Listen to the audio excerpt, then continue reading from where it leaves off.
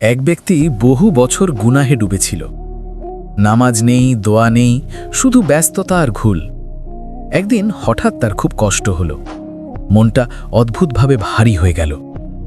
সে সিদ্ধান্ত নিল আজ সে মসজিদে যাবে। মসজিদের দরজার সামনে দাঁড়িয়ে তার মনে হলো, এত পাপ করার পর আমি কি ভেতরে ঢুকতে পারি? শয়তান বলল, তোর জন্য এই দরজা না। সে লজ্জায় মাথা নিচু করল, চোখে পানি চলে এলো।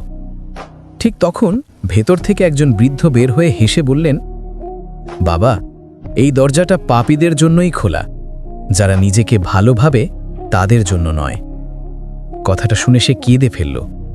ধীরে ধীরে ভেতরে ঢুকল, সিজদায় মাথা রেখে বলল, হে আল্লাহ, আমি ফিরে এসেছি। আর আল্লাহর দরজা কখনো বন্ধ ছিল না। শিক্ষা: মানুষ দূরে ঠেলে দিলেও আল্লাহ কখনো বান্দাকে দূরে ঠেলে দেন না। ফিরে আসার দরজা সব সময় খোলা।